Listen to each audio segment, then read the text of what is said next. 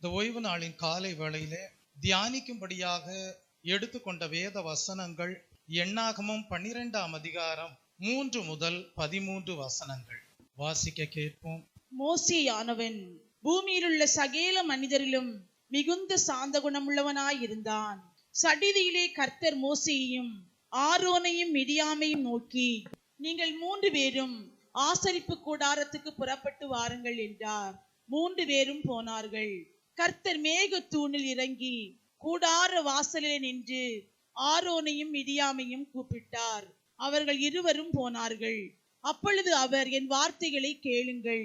உங்களுக்குள்ளே ஒருவன் தீர்க்கதரிசியாய் இருந்தால் கர்த்தராகிய நான் தரிசனத்தில் என்னை அவனுக்கு வெளிப்படுத்தி சொப்பனத்தில் அவனோடே பேசுவேன். என் தாசனாகிய மோசேயோ அப்படிப்பட்டவன் அல்ல. என் வீட்டில் எங்கும் அவன் உண்மை உள்ளவன். நான் அவனுடன் மறைபொருளாக அல்ல, முகமுகமாகவும் பிரத்யட்சமாகவும் பேசுகிறேன். அவன் கர்த்தரின் சாயலை காண்கிறான்.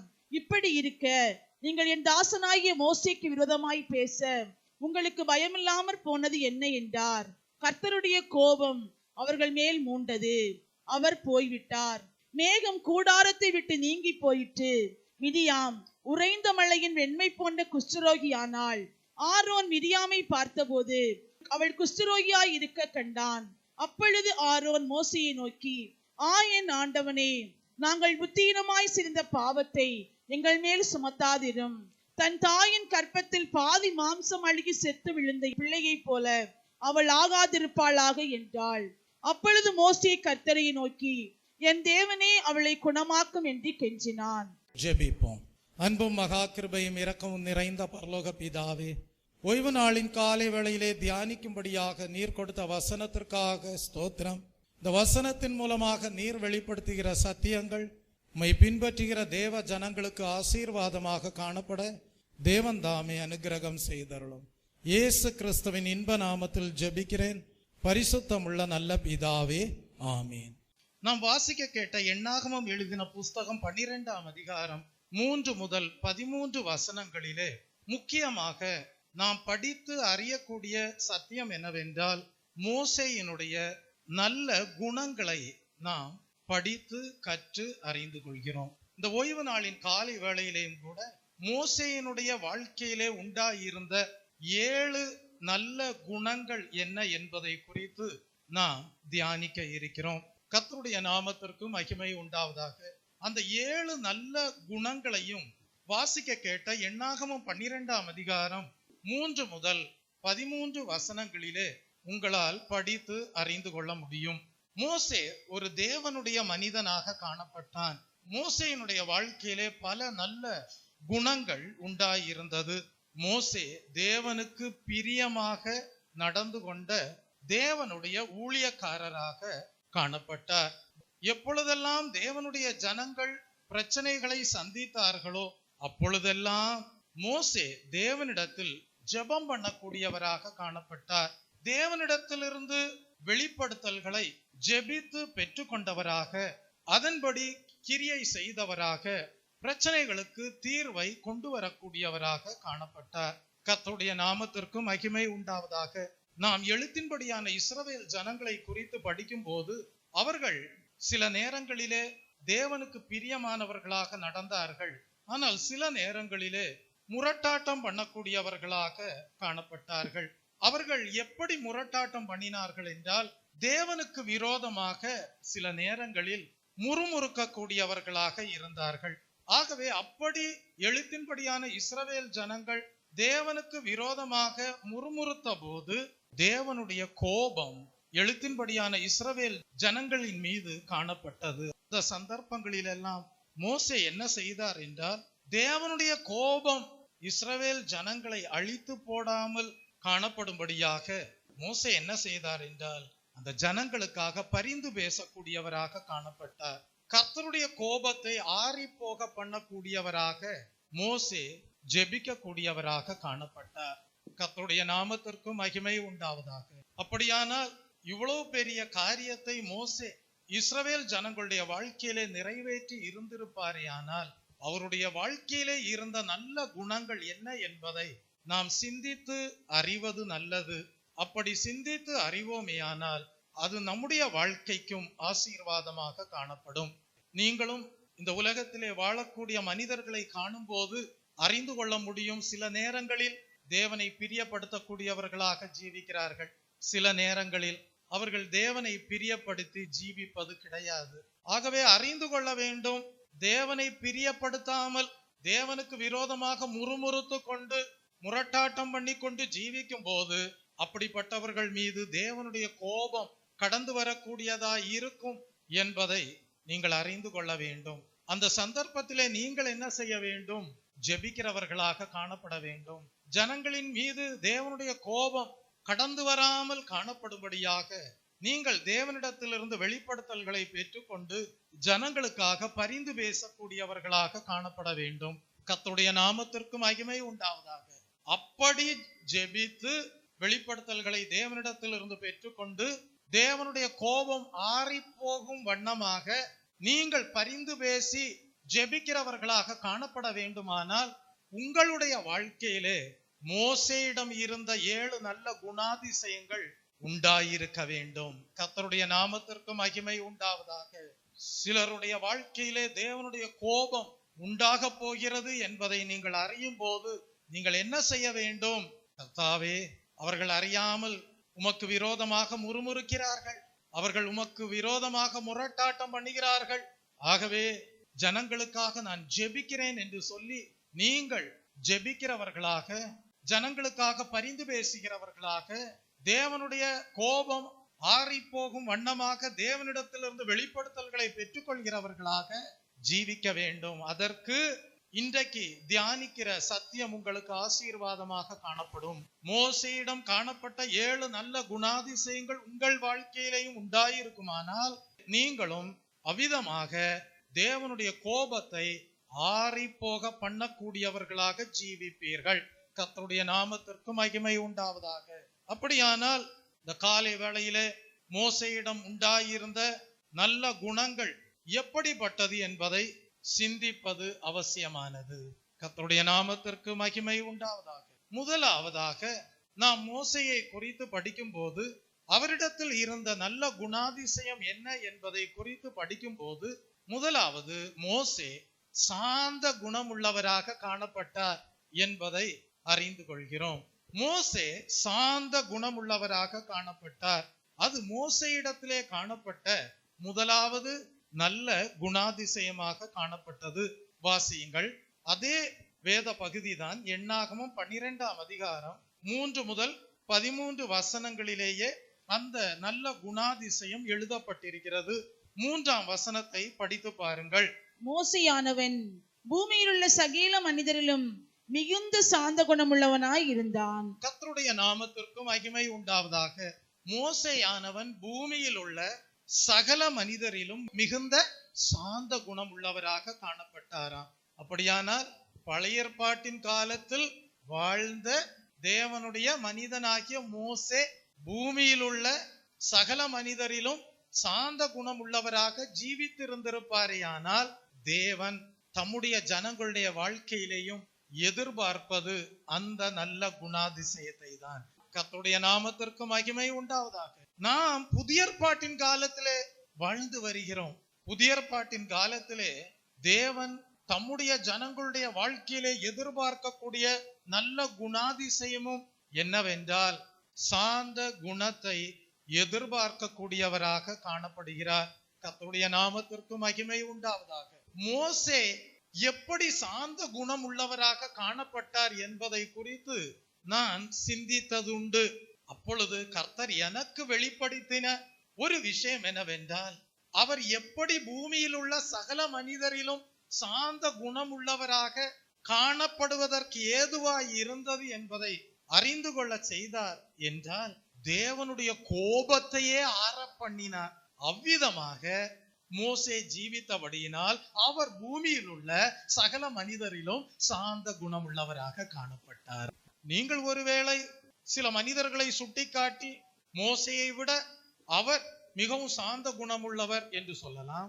நீங்கள் சில மனிதர்களை சுட்டிக்காட்டி மோசேயை விட இன்னார் மிகவும் சாந்த குணமுள்ளவர் என்று சொல்லலாம். ஆனால் தேவனுடைய பார்வையிலே நீங்கள் காண வேண்டும் எப்படி தேவன் மோசேயை சாந்த குணமுள்ளவர் என்று சாட்சி கொடுக்கிறார் என்பதை காண வேண்டும். கர்த்தருடைய நாமத்திற்கு மகிமை உண்டாவதாக. கர்த்தருடைய கண்ணோட்டத்திலே நீங்கள் கண்டு சத்தியத்தை அறிந்து கொள்ள வேண்டும்.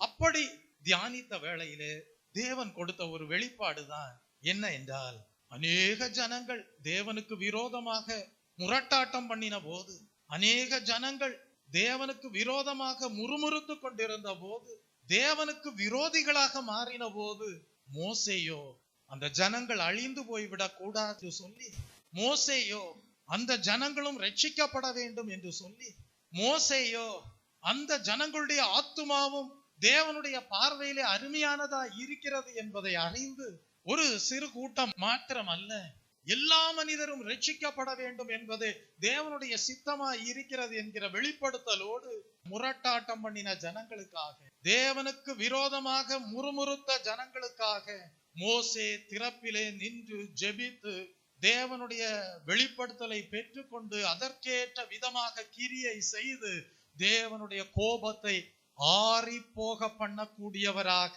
ஜீவித்தார். ஜனங்களை வழிநடத்தினார். தேவனுடைய கோபத்தையே ஆற பண்ணின மோசேதான் அநேக ஆத்துமாக்களை ரட்சிப்புக்குள்ளாக வழிநடத்தக்கூடியவராக இருந்தார்.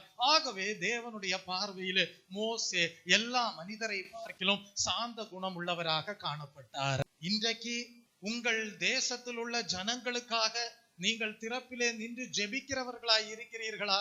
இன்றைக்கு தேசத்தில் உள்ள ஜனங்கள் ரட்சிக்கப்பட வேண்டும், அவர்களுடைய சுபாவங்கள் மாற வேண்டும், அவர்களுக்குள்ளாக நல்ல குணாதிசயங்கள் உண்டாக வேண்டும், தெய்வீக குணங்கள் உண்டாக வேண்டும் என்று சொல்லி ஜெபிக்கிறவர்களாக, அவர்கள் மீது காணப்படுகிற தேவ கோபம் மாறி போக வேண்டும் என்று சொல்லி பரிந்து பேசுகிறவர்களாக, தேவனுடைய வெளிப்படுத்தல்களை பெற்றுக் கொள்கிறவர்களாக, அதற்கேற்றபடி கிரியை செய்கிறவர்களாக, தேவனுடைய கோபம் ஆறி போகிறதற்கு ஏதுவாக ஊழியம் செய்கிறவர்களாக காணப்படுகிறீர்களா?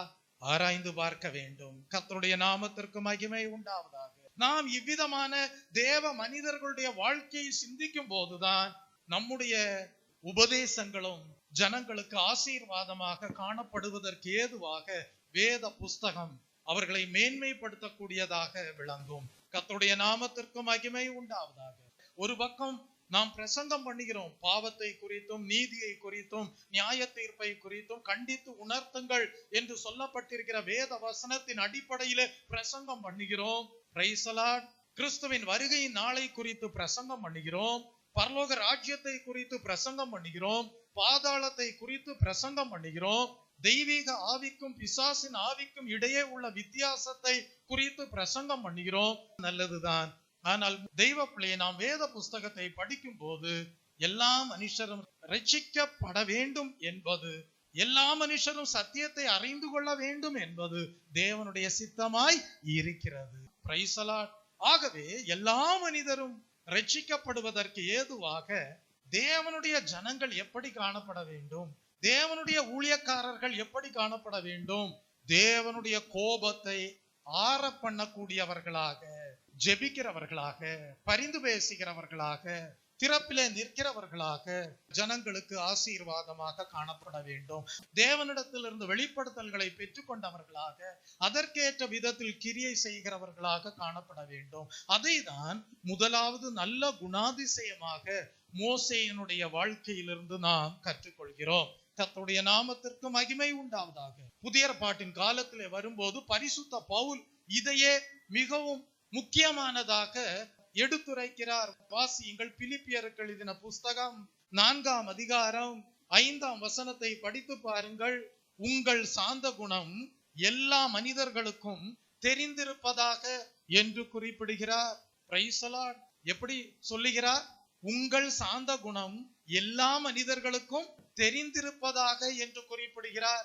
எல்லா மனிதர்களுக்கும் என்று சொல்லுகிறார். அதனுடைய அர்த்தம் என்ன? உங்களை பகைக்கிறவர்களுக்கும் உங்கள் சாந்த குணம் தெரிய வேண்டும்.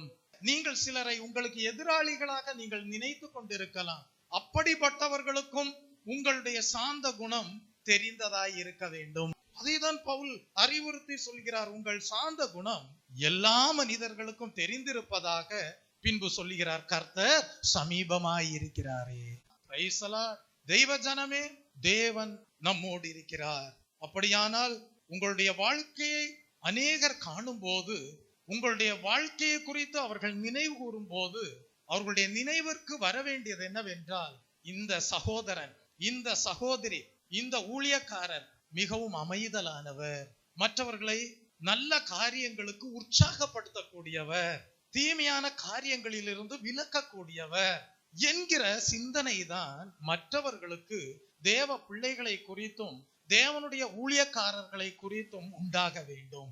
கர்த்தருடைய நாமத்திற்கு மகிமை உண்டாவதாக. ஆகவேதான் பவுல் எழுதுகிறார், உங்கள் சாந்த குணம் எல்லா மனிதர்களுக்கும் தெரிந்திருப்பதாக என்று எழுதுகிறார். அப்படி நீங்கள் சாந்த குணம் உள்ளவர்களாக காணப்பட்டால்தான் மோசேயை போல ஜனங்களை வழிநடத்த முடியும். மோசேயை போல திறப்பிலே நின்று பரிந்து பேசி எல்லா ஜனங்களுக்காகவும் நீங்கள் ஜெபிக்க முடியும். எல்லா ஜனங்களுடைய வாழ்க்கையிலேயும் காணப்படுகிற எந்த தேவனுடைய கோபமானாலும் அது நீங்கும்படியாக வெளிப்படுத்தல்களை பெற்றுக்கொண்டு கிரியை செய்ய முடியும். கர்த்தருடைய நாமத்திற்கு மகிமை உண்டாவதாக. இரண்டாவதாக, மோசேயினுடைய வாழ்க்கையிலே காணப்பட்ட நல்ல குணம் என்ன என்பதை குறித்து படிக்கும் போது, மோசே உண்மை உள்ளவராக காணப்பட்டார். வாசியுங்கள். அதே எண்ணாகமம் 12ஆம் அதிகாரம் 3 முதல் 13 வசனங்களுக்கு இடையே அந்த நல்ல குணாதிசயம் எழுதப்பட்டிருக்கிறது. எண்ணாகமம் 12ஆம் அதிகாரம் 7ஆம் வசனத்தை படித்து பாருங்கள். என் தாசனாகிய மோசேயோ அப்படிப்பட்டவன் அல்ல, என் வீட்டில் எங்கும் அவன் உண்மை உள்ளவன். என் தாசனாகிய மோசேயோ என் வீட்டில் எங்கும் உண்மையுள்ளவன் என்று எழுதப்பட்டிருக்கிறது. அப்படியானால் தேவனுடைய வீட்டில் மோசே உண்மையுள்ளவராக காணப்பட்டார். நாம் எழுத்தின்படியான இஸ்ரவேல் ஜனங்களை குறித்து படிக்கும் போது அங்கே மோசே என்னுடைய வீட்டில் உண்மையுள்ளவராக இருந்தார் என்று சொல்லப்பட்டிருக்கிறது. அந்த வீடு எதை குறிக்கிறது என்றால், ஆசரிப்பு கூடாரத்தை அல்ல, இஸ்ரவேலர்களுடைய வீட்டை குறிக்கிறது. மோசே தேவனுடைய வீட்டில் எங்கும் உண்மையுள்ளவராக காணப்பட்டார். இது எப்படி நம்முடைய வாழ்க்கையிலே சம்பந்தம் உள்ளதாக காணப்படும் என்பதை நாம் சிந்திக்க வேண்டும். தெய்வ பிள்ளையே, பழைய ஏற்பாட்டின் காலத்திலே காணப்பட்ட தேவனுடைய வீட்டை போல அல்ல, புதிய ஏற்பாட்டின் காலத்திலே தேவனுடைய வீடு காணப்படுகிறது. புதிய ஏற்பாட்டின் காலத்திலே தேவன் நமக்குள்ளே வாசம் பண்ணுகிறவராய் இருக்கிறார். புதிய ஏற்பாட்டின் காலத்திலே நாம் ஜீவனுள்ள தேவனுடைய ஆலயமாய் இருக்கிறோம். இங்கே மோசே தேவனுடைய வீட்டில் எங்கும் உண்மை உள்ளவராக இருந்தார் என்று எழுதப்பட்டிருக்கிறது. அது எந்த கோணத்தில் சொல்லப்பட்டிருக்கிறது என்றால், ஒருவேளை நீங்கள் கேட்பீர்கள், பாஸ்டர், உண்மை என்கிற வார்த்தைக்கு அர்த்தம் என்ன என்று கேட்பீர்கள். Price the Lord. நாம் வேதத்தை படிக்கும் போது முழு இருதயத்தோடு கூடிய உத்தமம், எப்படி முழு இருதயத்தோடு கூடிய உத்தமம் உண்மை என்கிற வார்த்தைக்கு அர்த்தமாக காணப்படுகிறது. ஆனால் இங்கே மோசே தேவனுடைய வீட்டில் எங்கும் உண்மை உள்ளவராக இருந்தார் என்று எழுதப்பட்டிருக்கிறதே, அங்கே இந்த வசனத்திலே உண்மை என்கிற வார்த்தை எந்த அடிப்படையிலே உபயோகப்படுத்தப்பட்டிருக்கிறது என்றால், தெய்வ பிள்ளையே, அவர் சரியான தெய்வீக விசுவாசம் உள்ளவராக காணப்பட்டார். Price the Lord. அவர் அவிசுவாசியாய் இருக்கவில்லை, அவர் விசுவாசியாய் இருந்தார். கர்த்தருடைய நாமத்திற்கு மகிமை உண்டாவதாக. அவர் தவறான வழியிலே நடக்கிறவராக காணப்படவில்லை, அவர் தெய்வீக வழியிலே நடக்கக்கூடியவராக இருந்தார். கர்த்தருடைய நாமத்திற்கு மகிமை உண்டாவதாக. அதன் அடிப்படையிலே தான் மோசேயை குறித்து எழுதப்பட்டிருக்கிறது, மோசே தேவனுடைய வீட்டில் எங்கும் உண்மை உள்ளவராய் இருந்தார் என்று. தெய்வ ஜனமே, யார் ஆசீர்வதிக்கப்பட்டவர்கள்? எப்படிப்பட்ட குணம் உள்ளவர்கள் ஆசீர்வதிக்கப்பட்டவர்கள்? தெய்வீக பாதையிலே நடக்கிறவர்கள் ஆசீர்வதிக்கப்பட்டவர்கள்.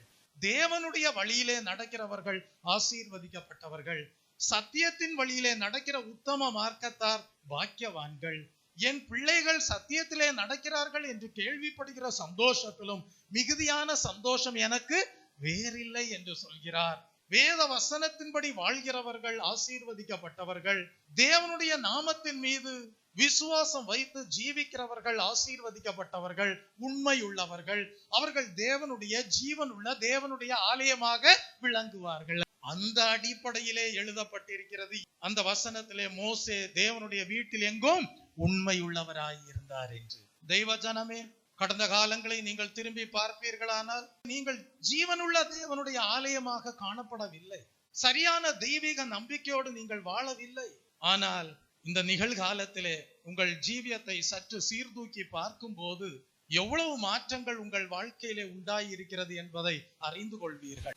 தேவன் ஒருவர் இருக்கிறார். அவருடைய குமாரனாகிய இயேசு கிறிஸ்துவை அந்த பரலோக தேவன் இந்த பூமியிலே அனுப்பினார். அந்த இயேசு கிறிஸ்துவின் மூலமாக தான் பரலோக பிதாவாகிய தேவனிடத்திலிருந்து பரிசுத்தாவின் அபிஷேகத்தை பெற்றுக்கொள்ள முடியும் என்கிற ஒரு விசுவாசம் உங்கள் வாழ்க்கையிலே உண்டானது. ஆகவே கல்வாரி சிலுவையை நோக்கி பார்த்தீர்கள், பிரகாசம் அடைந்தீர்கள். அவிசுவாசங்கள் நீங்கி போனது, விசுவாசிகளாக மாறினீர்கள். இயேசு கிறிஸ்துவை விசுவாசி, அப்பொழுது நீயும் உன் வீட்டாரும் ரட்சிக்கப்படுவீர்கள். மோசே தேவனுடைய வீட்டில், அதற்கு பேர் என்ன? தேவனுடைய வீடு. மோசே தேவனுடைய வீட்டில் எங்கும் உண்மையுள்ளவராய் இருந்தார். இந்த புதிய ஏற்பாட்டின் காலத்திலே நாம் ஜீவனுள்ள தேவனுடைய ஆலயமாக காணப்பட வேண்டும். தேவனுடைய ஆவியானவர் நமக்குள்ளே தங்கி இருக்க வேண்டும். நாம் அவிசுவாசிகளாய் இருக்கக்கூடாது. தேவன் மீது விசுவாசம் வைத்து வாழ வேண்டும். கர்த்தருடைய நாமத்திற்கு மகிமை உண்டாவதாக. எபிரேயருக்கு எழுதின புஸ்தகம் 3ஆம் அதிகாரம் 3ஆம் வசனத்தையும் 6ஆம் வசனத்தையும் படிக்கும் போது அந்த சத்தியத்தை நீங்கள் சரியாக விளங்கிக் கொள்வீர்கள். வீட்டை உண்டு பண்ணினவன் வீட்டை பார்க்கிலும் அதிக கனத்திற்குரியவனாய்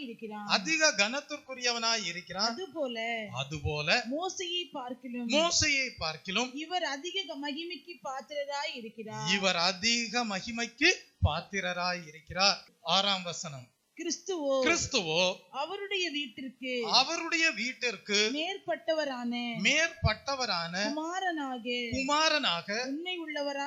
உண்மையுள்ளவராய் இருக்கிறார். நம்பிக்கையினாலே உண்டாகும் தைரியத்தையும்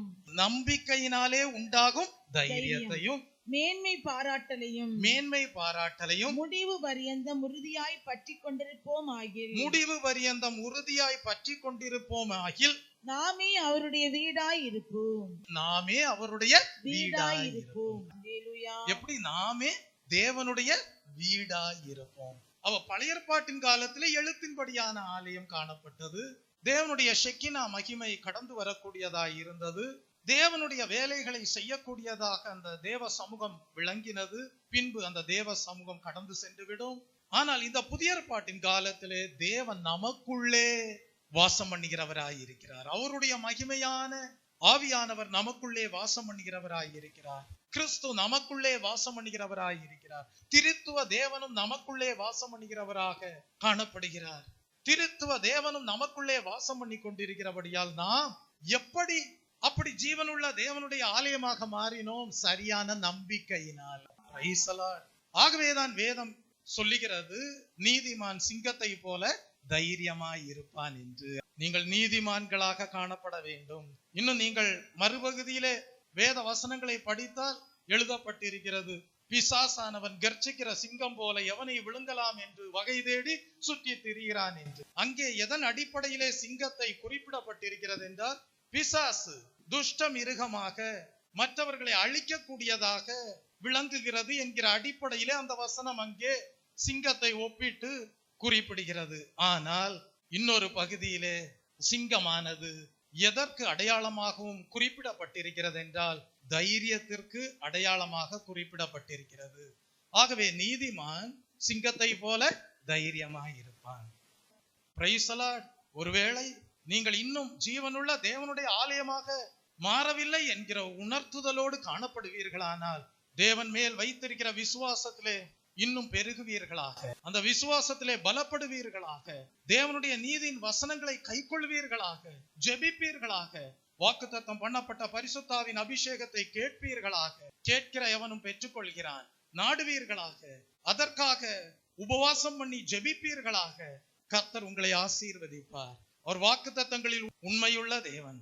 தம்முடைய பரிசுத்த ஆவியானவரை உங்களுக்கு கொடுப்பார். நீங்கள் ஜீவனுள்ள தேவனுடைய ஆலயமாக மாறிவிடுவீர்கள். பின்பு உங்களுக்கு ஜெபிப்பது சந்தோஷமாய் இருக்கும், வேதத்தை வாசிப்பது சந்தோஷமாய் இருக்கும், தேவனை ஆராதிப்பது உங்களுக்கு மகிழ்ச்சியாய் இருக்கும், தேவனோடு பேசுவது உங்களுக்கு மகிழ்ச்சியாய் இருக்கும், தேவனுடைய சத்தம் கேட்பது உங்களுக்கு மகிழ்ச்சியாய் இருக்கும், தேவனோடு உறவாடுவது உங்களுக்கு மகிழ்ச்சியாய் இருக்கும். மோசே தேவனுடைய வீட்டில் எங்கும் உண்மையுள்ளவராய் இருந்தார்.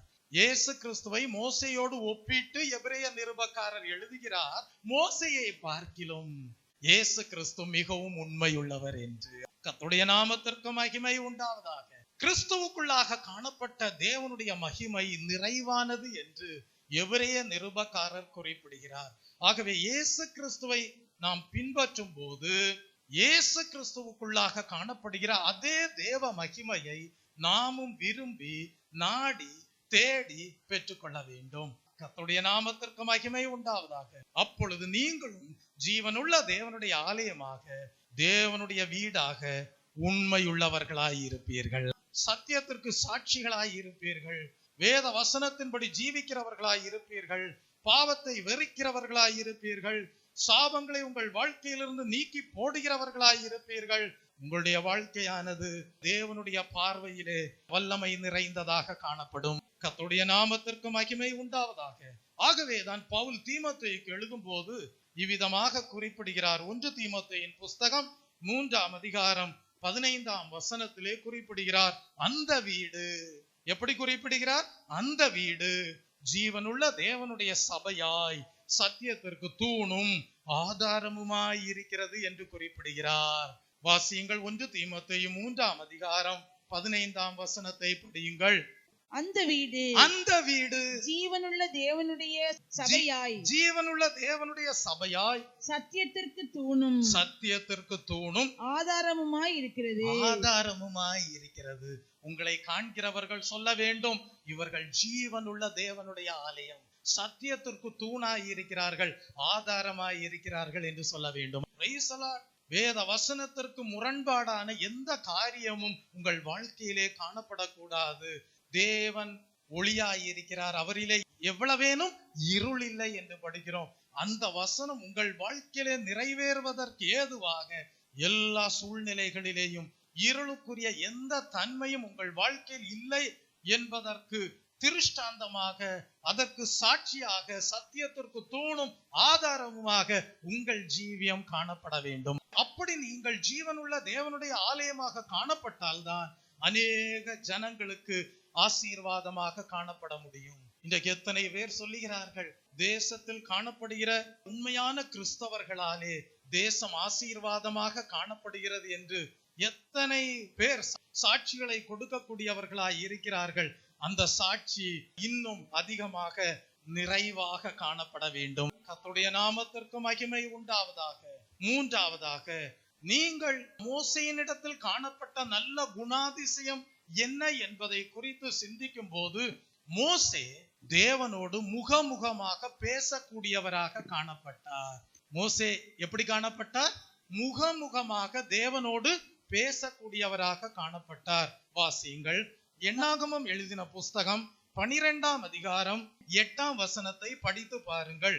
நான் அவனுடன் மறைபொருளாக அல்ல, நான் அவனுடன் மறைபொருளாக அல்ல, முகமுகமாகவும் முகமுகமாகவும் பிரத்யட்சமாகவும் பேசுகிறேன், பிரத்யட்சமாகவும் பேசுகிறேன். அவன் கர்த்தரின் சாயலை காண்கிறான், அவன் கர்த்தரின் சாயலை காண்கிறான். அவனுடன் மறைபொருளாக அல்ல, முகமுகமாகவும் பிரத்யட்சமாகவும் பேசுகிறேன் என்று மோசேயை குறித்து எழுதப்பட்டிருக்கிறது. அப்படியானால் கர்த்தர் மோசேயோடு முகமுகமாக பேசினார் என்றால் அது ஒரு யூனிக் எக்ஸ்பீரியன்ஸாக காணப்படுகிறது. அது மோசேக்கு கிடைத்த ஒரு பெரிய ஸ்லாக்கியமாக காணப்படுகிறது. கர்த்தருடைய நாமத்திற்கு மகிமை உண்டாவதாக. நீங்கள் ஒரு கேள்வி கேட்கலாம், பாஸ்டர், தேவனை ஒருவனும் ஒரு காலம் கண்டதில்லை என்று வேதத்திலே எழுதப்பட்டிருக்கிறது, தேவன் ஆவியாயிருக்கிறார் என்று எழுதப்பட்டிருக்கிறது, எப்படி மோசே தேவனோடு முகமுகமாக பேசினார் என்று ஒரு கேள்வி எழுப்பலாம். தெய்வ பிள்ளையே, நாம் வேதத்தை படிக்கும் போது மேனிஃபெஸ்டேஷன், தேவன் மனிதர்களுக்கு தம்மை வெளிப்படுத்தக்கூடியவராக காணப்பட்டார் என்கிற ஒரு சப்ஜெக்டை நாம் படிக்கும் போது பிரத்யேகமான விதங்களில் தேவன் மனிதர்களுக்கு தம்மை வெளிப்படுத்தி இருக்கிறார். நீங்கள் ஒரு வசனத்தை வாசித்து பாருங்கள். எசேக்கியேல் தீர்க்கதரிசியின் புஸ்தகம் 1ஆம் அதிகாரம் 26ஆம் வசனத்தை படித்து பாருங்கள். அங்கே 4 ஜீவன்களை குறித்து எழுதப்பட்டிருக்கிறது. அங்கே தேவன் எப்படியாய் தம்மை வெளிப்படுத்தினார் என்பதை குறித்து படிக்கும் போது சர்வ வல்லமையுள்ள தேவனாக அவருடைய சத்தம் ஆரவார சத்தமாக காணப்பட்டது என்பதாக அங்கே குறிப்பிடப்பட்டிருக்கிறது. வாசியுங்கள். அவைகளின் தலைகளுக்கு மேலுள்ள மண்டலத்தின் மீதில் நீல ரத்தினம் போல விளங்கும் ஒரு சிங்காசனத்தின் சாயலும், அந்த சிங்காசனத்தின் சாயலின் மேல் மனுஷர் சாயலுக்கு ஒத்த ஒரு சாயலும் இருந்தது. 24ஆம் வசனத்தை படிப்பீர்கள் என்றால், அவைகள் செல்லும் போது அவைகளுடைய செட்டைகளின் இரைச்சலை கேட்டேன். அது பெருவெள்ளத்தின் சத்தம் போலவும் ஒரு இராணுவத்தின் இரைச்சலுக்கு ஒத்த ஆரவாரத்தின் சத்தம் போலவும் இருந்தது. அவைகள் நிற்கும் போது தங்கள் செட்டைகளை தளர விட்டிருந்தன என்றெல்லாம் எழுதப்பட்டிருக்கிறது. அப்படியானால் தேவன் தம்மை வெளிப்படுத்தும் போது பிரத்யேகமான விதங்களில் வெளிப்படுத்தக்கூடியவராக இருந்திருக்கிறார். நீங்கள் இன்னொரு வசனத்தையும் கூட படிக்கலாம். ஆதியாகமம் எழுதின புஸ்தகம் 18ஆம் அதிகாரம் 1ஆம் வசனத்தை படிக்கும் போது அங்கே எப்படி ஆபிரகாமுக்கு தேவன் தம்மை வெளிப்படுத்தினார் என்பதை குறித்து எழுதப்பட்டிருக்கிறது. ஆதியாகமம் 18ஆம் அதிகாரம் 1ஆம் வசனம், பின்பு கர்த்தர் மம்ரேயின் சமபூமியிலே அவனுக்கு தரிசனமானார். அதாவது ஆபிரகாமுக்கு தரிசனமானார். அவன் பகலின் உஷ்ண வேளையில் கூடார வாசலிலே உட்கார்ந்திருந்து என்று படிக்கிறோம். அப்படியானால் ஆபிரகாமுக்கு கர்த்தர் தம்மை தரிசிக்கும்படியாக வெளிப்பட்டிருக்கிறார். ஆகவே இந்த அனுபவத்திற்கும் மோசே தேவனை முகமுகமாக, கர்த்தரை முகமுகமாக, ஒரு சிநேகிதனை போல கர்த்தரோடு முகமுகமாக பேசினதற்கும் ஒரு பெரிய வித்தியாசம் இருக்கிறது. கர்த்தருடைய நாமத்திற்கு மகிமை உண்டாவதாக. அதை விளங்கிக் கொள்ளும்படியாக தான் எசேக்கியேல் தீர்க்க தரிசன புஸ்தகத்திலே காணப்பட்ட வசனத்தையும் ஆதியாகமம் எழுதின புஸ்தகத்திலே காணப்பட்ட வசனத்தையும் குறிப்பிட்டேன். கர்த்தருடைய நாமத்திற்கு மகிமை உண்டாவதாக. அந்த எசேக்கியேலிலே சொல்லப்பட்டிருக்கிற வசனத்திலே தேவன் தம்மை வெளிப்படுத்தினதற்கும் ஆதியாகமம் எழுதின புஸ்தகத்திலே ஆபிரகாமுக்கு கர்த்தர் தம்மை வெளிப்படுத்தினதற்கும் மோசே முகமுகமாக தேவனோடு பேசினதற்கும் வித்தியாசம் இருக்கிறது. ஆகவேதான் மோசே தேவனோடு முகமுகமாக பேசினது என்பது அது ஒரு யூனிக் எக்ஸ்பீரியன்ஸாக காணப்படுகிறது என்பதை நாம் வேத புஸ்தகத்தின் மூலமாக அறிந்து கொள்கிறோம். அப்படியானால் நீங்கள் கேட்கலாம், பாஸ்டர், அந்த யூனிக் எக்ஸ்பீரியன்ஸ் எப்படிப்பட்டது, அதை கொஞ்சம் விளக்குங்கள் என்று நீங்கள் கேட்கலாம்.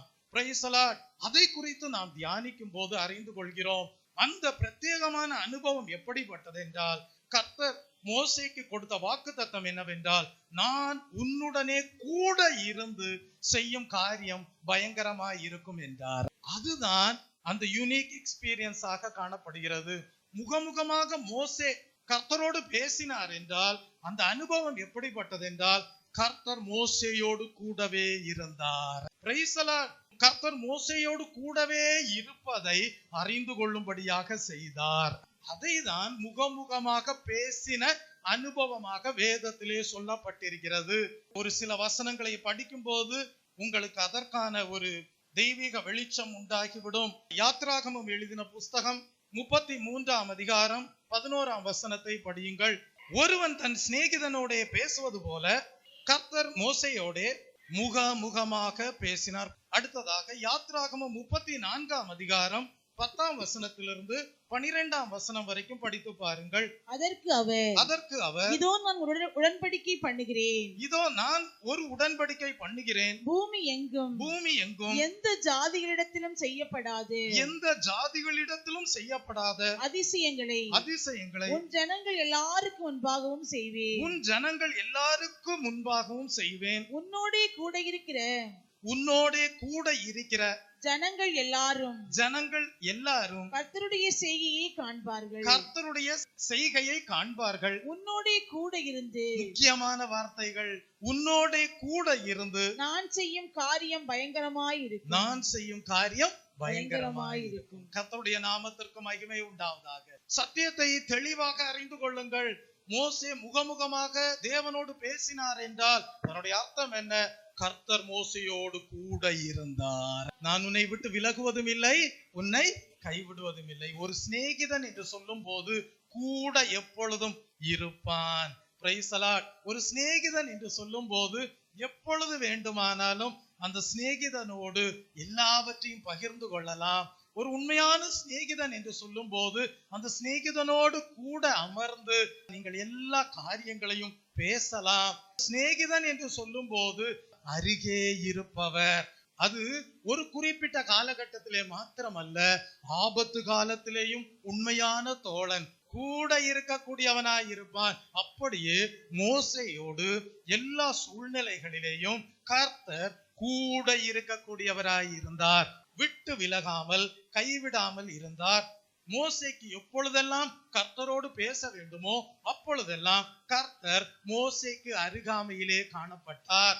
கர்த்தருக்கு எப்பொழுதெல்லாம் மோசேக்கு சில சத்தியங்களை வெளிப்படுத்த வேண்டுமோ அந்த சந்தர்ப்பங்களிலெல்லாம் கர்த்தர் மோசேயை நம்முடைய அருகாமையிலே இருப்பதாக அறிந்து கொண்டார். ஆகவே ஒரு சிநேகிதனை போல கர்த்தரும் மோசேயும் ஒன்றோடு ஒன்று கூட இருக்கக்கூடியவர்களாய் இருந்தார்கள்.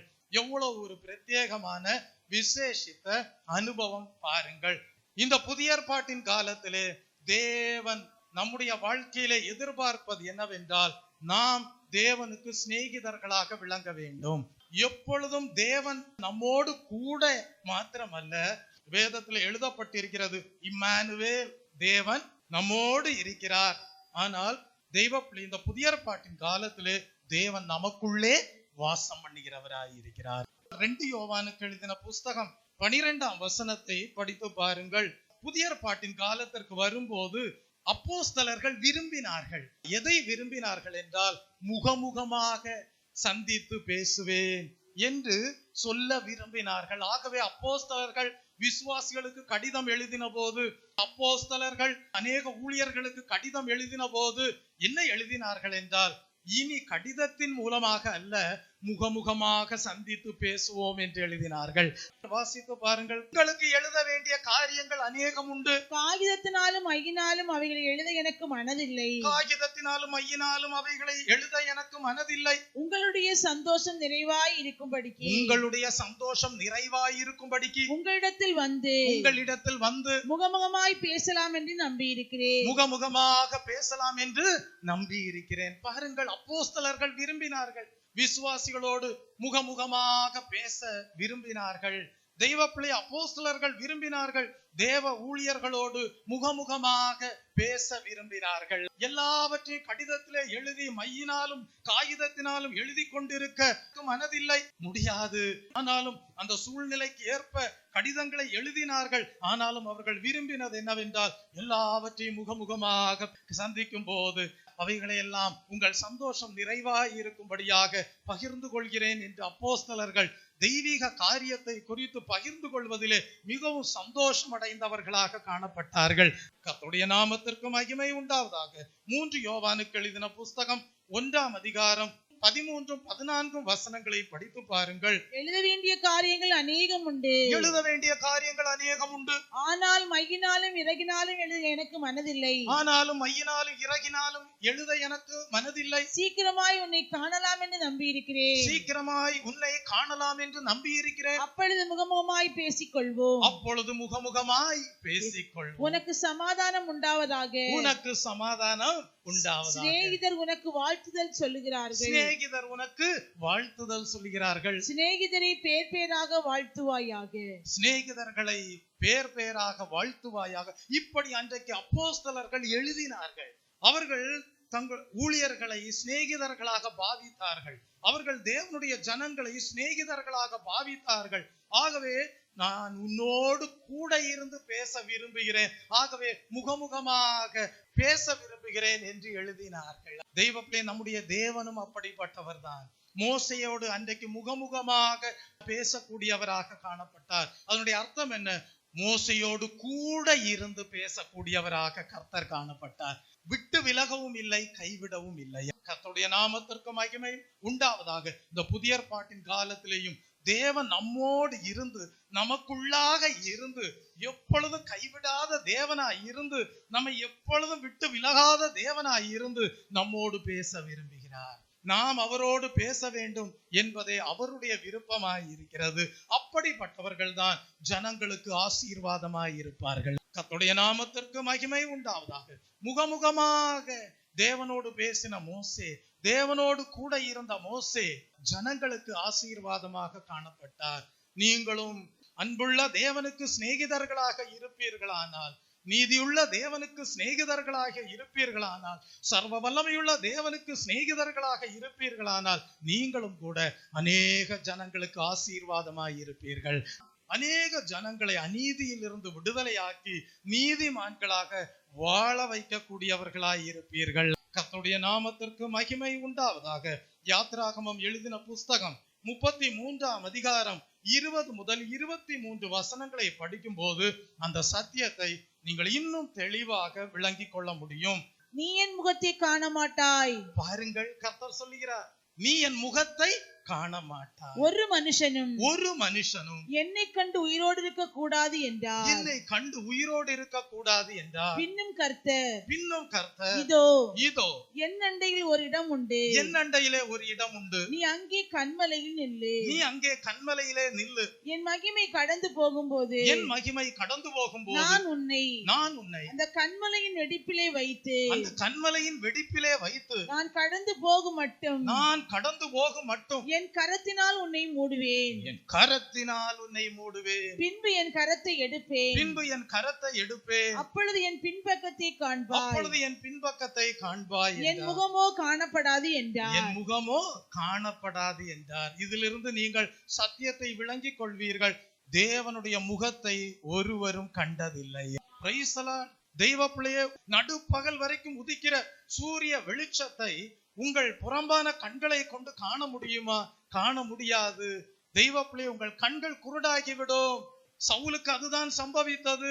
ஒரு பிரத்யேகமான சூரியனை பார்க்கிலும் பிரகாசிக்கக்கூடிய ஒளி சடுதியாக சவுலை சந்தித்த போது சவுலுடைய கண்கள் குருடாகி விட்டது.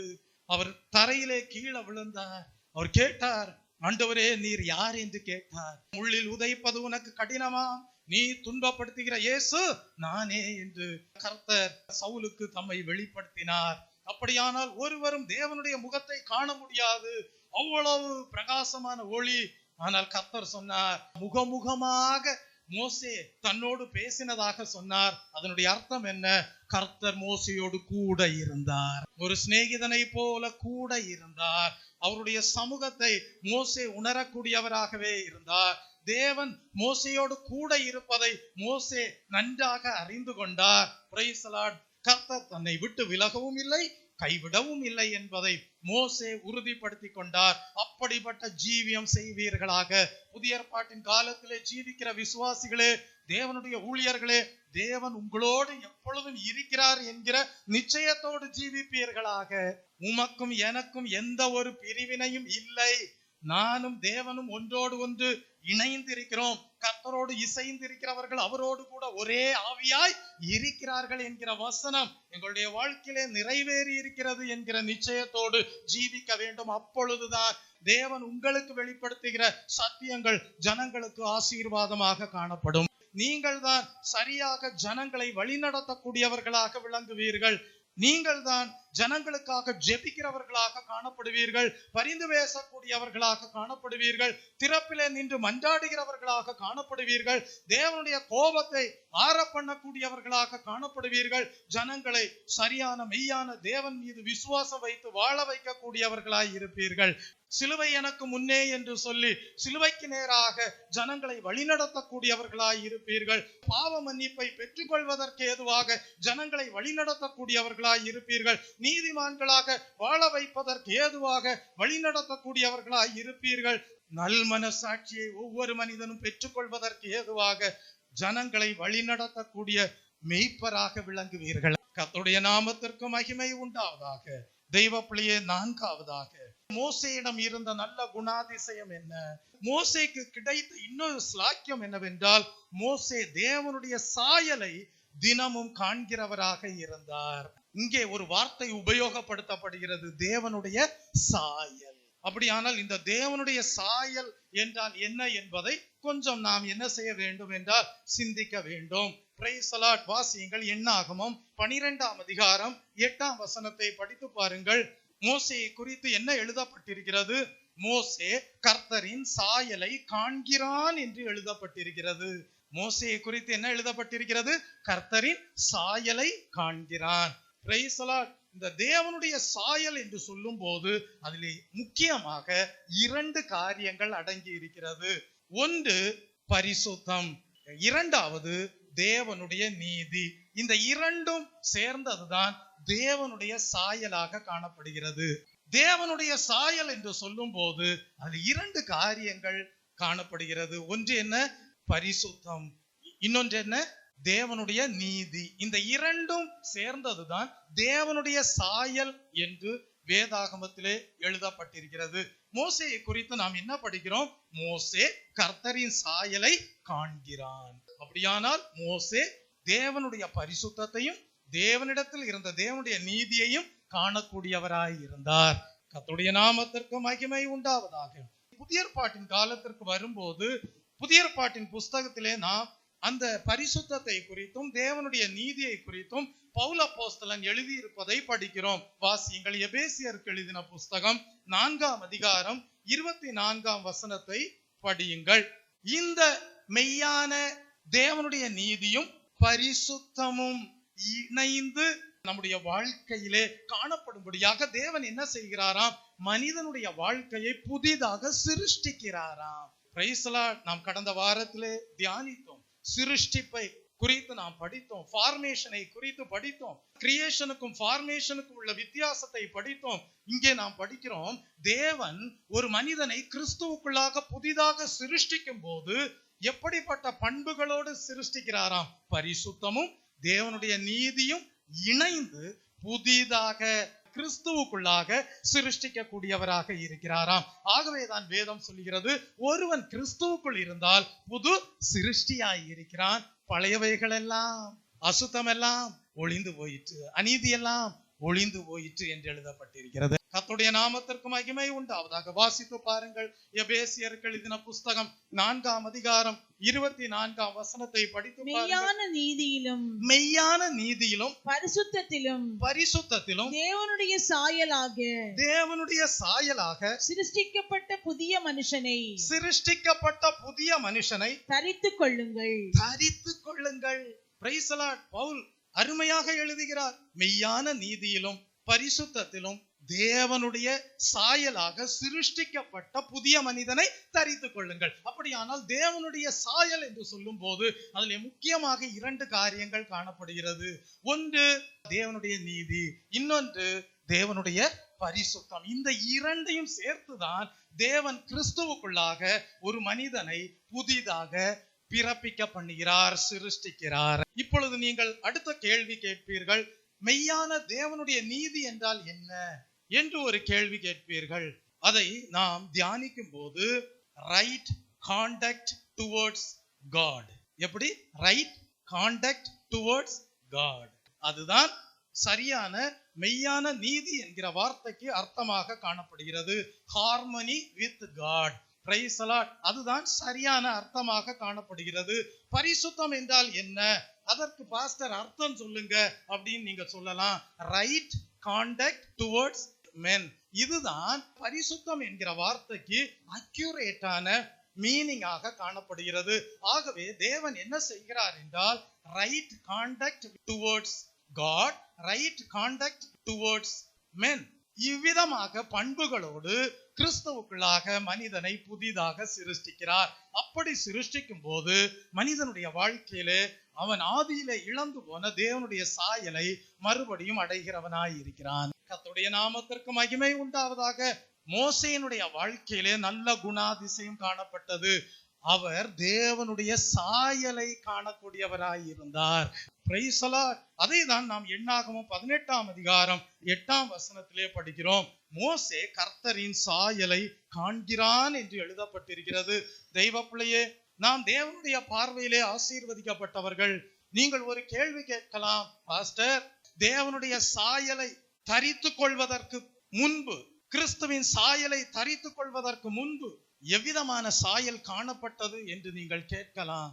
தெய்வ பிள்ளைய, வீட்டிலே போய் படித்து பாருங்கள். சில வசனங்களை உங்களுக்கு குறிப்பிடுகிறேன். ரோமருக்கு எழுதின புஸ்தகம் 6ஆம் அதிகாரம் 13ஆம் வசனம், ரோமருக்கு எழுதின புஸ்தகம் 8ஆம் அதிகாரம் 7, 8 வசனம், கலாத்தியருக்கு எழுதின புஸ்தகம் 5ஆம் அதிகாரம் 16 முதல் 26 வசனங்கள் வரை. இவைகளை எல்லாம் நீங்கள் படித்து பார்ப்பீர்கள் என்றால் தேவ சாயலை அடைவதற்கு முன்பு விழுந்து போன மனிதனுடைய வாழ்க்கையிலே உண்டாயிருந்த குணாதிசயம் என்ன என்பதை அறிந்து கொள்வீர்கள். மாம்ச சிந்தைக்குரியவனாக காணப்பட்டான். எப்படிப்பட்ட சிந்தை? மாம்ச சிந்தை உடையவனாக காணப்பட்டான். பரிசுத்த ஆவியானவருடைய சிந்தை இல்லாதவனாக காணப்பட்டான். ஆகவேதான் அந்த வசனங்களில் எல்லாம் எழுதப்பட்டிருக்கும், மாம்ச சிந்தை மரணம், ஆவியின் சிந்தையோ ஜீவனும் சமாதானமுமாம் என்று எழுதப்பட்டிருக்கும். அப்படியானால் பரிசுத்த ஆவியானவர் நமக்குள்ளே வாசம் பண்ணும் போது நாம் அந்த பரிசுத்த ஆவியானவருக்கு இடம் கொடுத்து வேத வசனங்களை கை கொண்டு ஜீவிக்கும் போது எப்பொழுதும் நம்முடைய சிந்தனைகள் எப்படி காணப்படும் என்றால், ஆவியின் சிந்தையுடையதாக காணப்படும், ஜீவனுக்குரியதாக காணப்படும், தேவ சமாதானத்திற்குரியதாக காணப்படும். உள்ளான மனிதனிலே நாளுக்கு நாள் நாம் புதிதாக்கப்பட்டு கொண்டே இருப்போம். தேவனுடைய சத்துவத்திலும் வல்லமையிலும் பலன் கொள்ளக்கூடியவர்களாகவே காணப்படுவோம். எத்தனை பேர் விரும்புகிறீர்கள் ஆவியின் சிந்தையோடு ஜீவிக்க வேண்டும், பரிசுத்த ஆவியானவருடைய சிந்தையோடு ஜீவிக்க வேண்டும், அவருக்கே எப்பொழுதும் இடம் கொடுத்து வாழ வேண்டும்? எத்தனை பேர் விரும்புகிறீர்கள்? இந்த வசனங்களை எல்லாம் போய் படித்து பாருங்கள், உங்களுக்கும் வாஞ்சை உண்டாகும். Right contact towards God, harmony with God, right contact towards man. இவ்விதமான பண்புகளோடு தேவன் என்னை சிருஷ்டிக்க விரும்புகிறார்.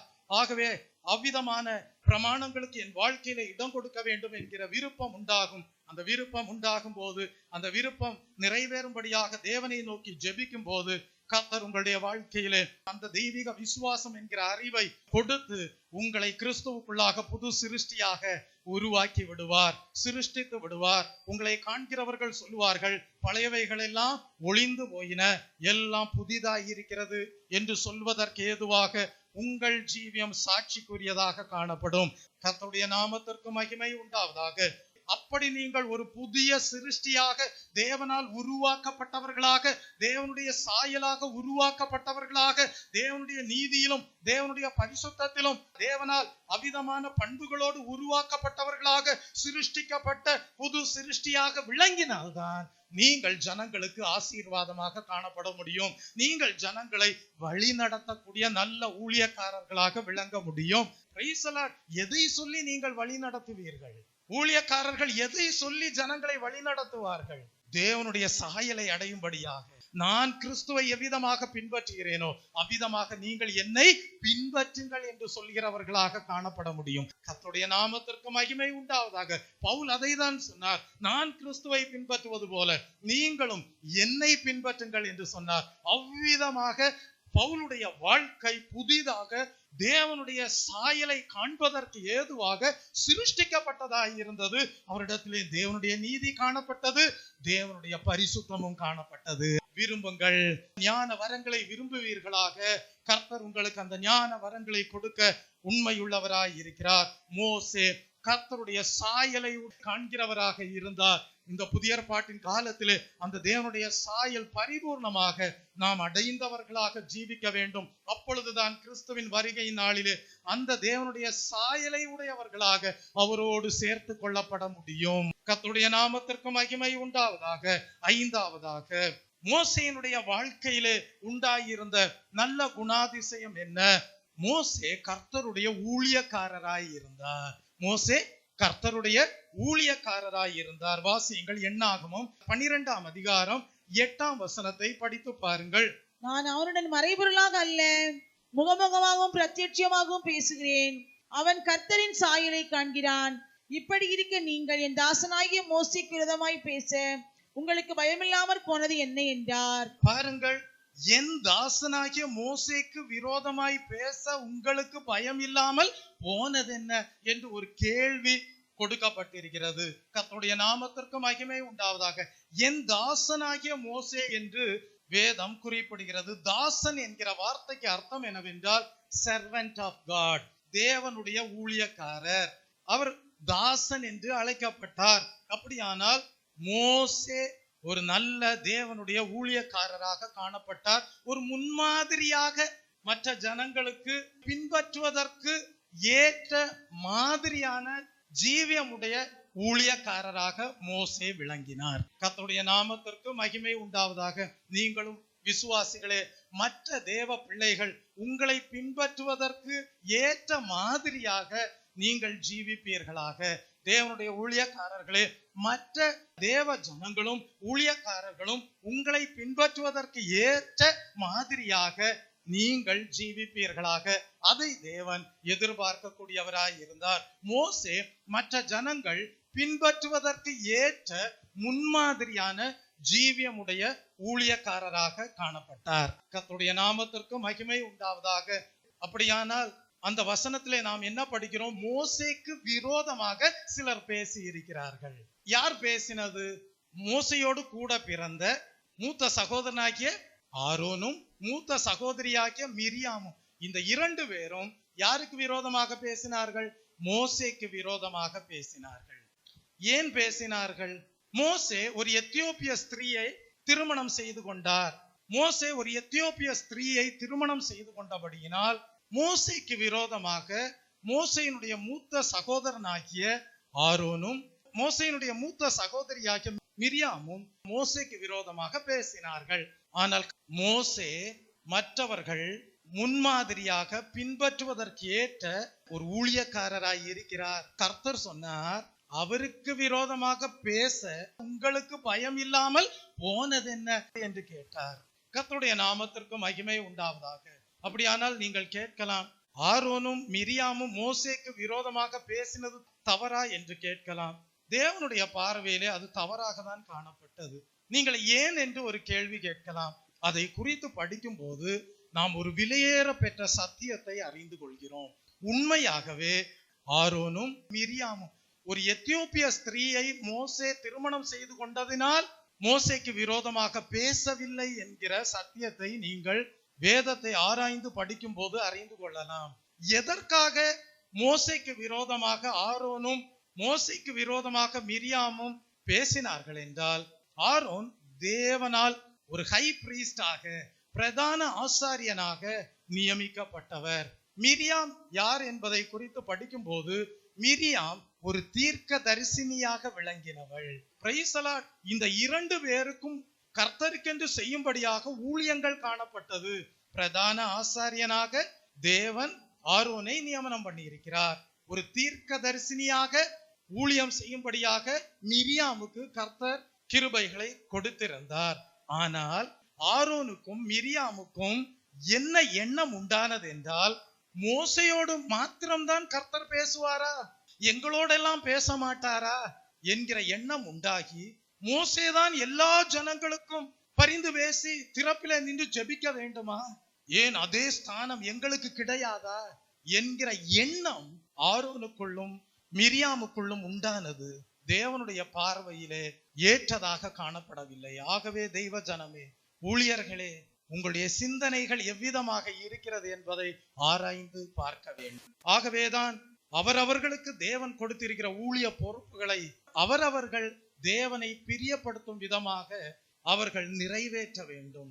மோசே முழு இஸ்ரவேல் ஜனங்களுக்கும் திறப்பிலே நின்று பரிந்து பேசக்கூடியவராக, ஜனங்களை வழிநடத்தக்கூடிய சென்ட்ரல் சேனலாக, அத்தாரிட்டியோடு அவர் அதிகாரம் பெற்றவராக ஊழியம் செய்யக்கூடியவராக காணப்பட்டார். ஆனால் ஆரோனுக்கும் மிரியாமுக்கும் என்ன எண்ணம் உண்டானது என்றால், ஏன் மோசேதான் முழு இஸ்ரவேல் ஜனங்களுக்கும் அதிகாரம் உடைய பொறுப்புள்ளவராக விளங்க வேண்டுமா, நாங்களும் கர்த்தருடைய சத்தத்தை கேட்பவர்கள் இல்லையா, கர்த்தர் எங்களோடு இல்லையா என்று அவர்கள் மோசேயினுடைய ஸ்தானத்திற்கு நிகராக தங்களை எண்ணிக்கொள்ளக்கூடியவர்களாக காணப்பட்டார்கள். மிரியாமை குறித்தும் ஆரோனை குறித்தும் படிக்கிறோம். அவர்கள் எப்படி மோசேயினுடைய ஸ்தானத்திற்கு நிகராக தங்களை உயர்த்தி தேவனுக்கு முன்பாக பேசக்கூடியவர்களாய் இருந்தார்கள் என்பதை அறிந்து கொள்கிறோம். ஆகவேதான் தேவனுடைய பார்வையிலே அவர்கள் மோசேக்கு விரோதமாக பயம் இல்லாமல் பேசினார்கள் என்பதை தேவன் அறிந்து கொள்ள செய்கிறார். சில வசனங்களை சுட்டி காட்டுகிறேன். அந்த வசனத்தை படிக்கும் போது அவர்களுடைய எண்ணங்கள் எவ்வளவு தவறானதாக இருந்தது என்பதை நீங்கள் அறிந்து கொள்வீர்கள். தெய்வ பிள்ளையே, மீகா தீர்க்கதரிசியின் புஸ்தகம் 6ஆம் அதிகாரம் 4ஆம் வசனத்தை வாசியுங்கள். நான் உன்னை எகிப்து தேசத்திலிருந்து வரப்பண்ணி அடிமைத்தன வீட்டிலிருந்து உன்னை மீட்டு கொண்டு மோசே, ஆரோன், மீரியாம் என்பவர்களை உனக்கு முன்பாக அனுப்பினேன். அப்படியானால் இங்கே கர்த்தர் என்ன செய்கிறார் என்றால் மோசேயையும் மிரியாமையும் ஆரோனையும் என்ன செய்கிறார் என்றால் இஸ்ரவேல் ஜனங்களை வழிநடத்தும்படியாக பயன்படுத்தினதாக குறிப்பிடுகிறார். ஆகவே அதை மனதிலே மிரியாமும் ஆரோனும் வைத்துதான் யாருக்கு விரோதமாக பேசினார்கள் என்றால் மோசேக்கு விரோதமாக பேசினார்கள். கர்த்தர் உம்மோடு மாத்திரம்தான் பேசுவாரா, கர்த்தர் எங்களோடு பேசுவதில்லையா என்று சொல்லி அவர்கள் என்ன செய்தார்கள் என்றால் மோசேக்கு நிகராக தங்களுடைய ஊழிய பொறுப்பை அறியாமல் உயர்த்தக்கூடியவர்களாக காணப்பட்டார்கள். அந்த டிவைன் அத்தாரிட்டி மோசேக்கு கொடுக்கப்பட்டிருப்பதை அறியாமல் தங்களை உயர்த்தக்கூடியவர்களாக காணப்பட்டார்கள். வாசியுங்கள், என்னாகமம் எழுதின புஸ்தகம் 11ஆம் அதிகாரம் 12ஆம் வசனத்தின் கடைசி பகுதியை வாசியுங்கள். இந்த ஜனங்களை எல்லாம் கர்ப்பம் தரித்தேனோ, இவர்களை பெற்றது நானோ, இந்த ஜனங்கள் எல்லாருக்கும் கொடுக்கிறதற்கு எனக்கு இறைச்சி எங்கே இருந்து வரும்? இப்படியெல்லாம் மோசே என்ன செய்கிறார் என்றால் ஜனங்கள் முறுமுறுத்த வேளையிலே தேவனை நோக்கி பேசுகிறார். 15ஆம் வசனத்திற்கு வரும்போது, உம்முடைய கண்களிலே எனக்கு கிருபை கிடைத்ததானால் இப்படி எனக்கு செய்யாமல் என் உபத்திரவத்தை நான் காணாதபடிக்கு இப்பொழுதே என்னை கொண்டு போடும் என்று வேண்டிக் கொண்டான் என்று படிக்கிறோம். 16ஆம் வசனம், அப்பொழுது கர்த்தர் மோசேயை நோக்கி, இஸ்ரவேல் ஜனங்களுக்கு மூப்பரும் தலைவருமானவர்கள் இன்னார் என்று நீ அறிந்திருக்கிறாயே, அந்த மூப்பரில் 70 பேரை கூட்டி அவர்களை ஆசரிப்பு கூடாரத்தினிடத்தில் அங்கே உன்னோடே கூட வந்து நிற்கும்படி செய். 17ஆம் வசனம், அப்பொழுது நான் இறங்கி வந்து அங்கே உன்னோடே பேசி, நீ ஒருவன் மாத்திரம் ஜனங்களின் பாரத்தை சுமக்காமல் உன்னோடே கூட அவர்களும் அதை சுமப்பதற்காக உன்மேல் இருக்கிற ஆவியை அவர்கள் மேலும் வைப்பேன் என்றார்.